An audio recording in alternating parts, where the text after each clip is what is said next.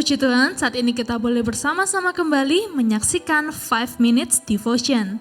Puji Tuhan, saat ini kita akan mendengarkan sedikit renungan dari Evangelis Mulia Wongdi. Nah, sebelum kita menyaksikan, mari kita bersama-sama berdoa.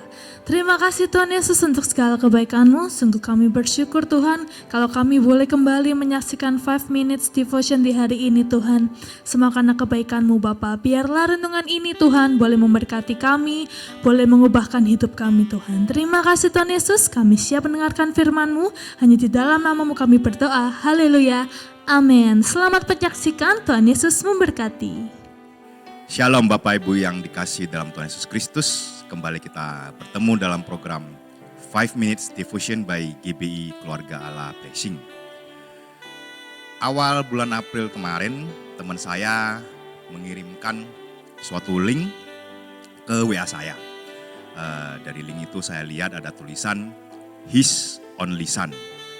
Karena waktu itu menjelang Jumat Agung, jadi saya berpikir itu adalah sebuah cerita tentang Tuhan Yesus. Lalu saya klik link tersebut dan ternyata isinya itu adalah cuplikan dari sebuah film yang sudah tayang di Amerika pada tanggal 30 Maret kemarin dan saya berharap film itu juga boleh tayang di Indonesia dan judul film itu His Only Son.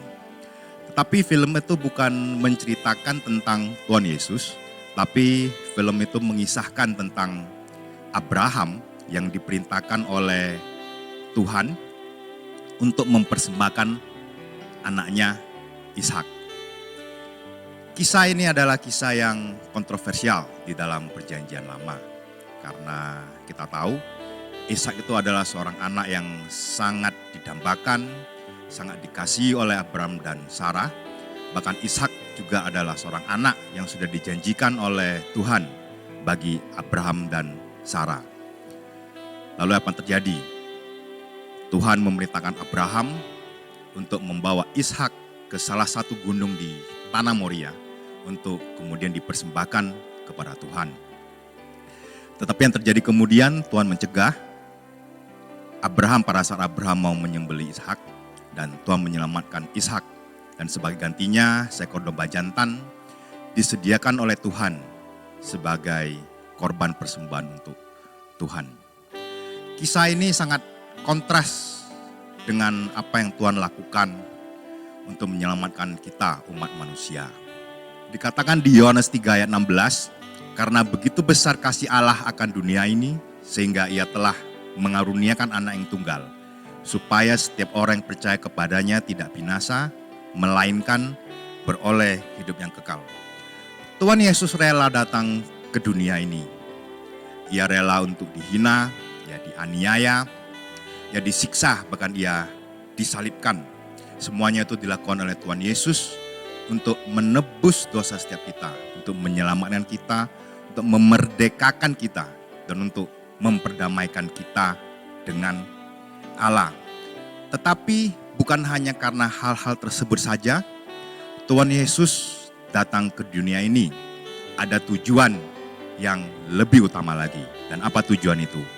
Mari kita buka di Yohanes 18 ayat 37.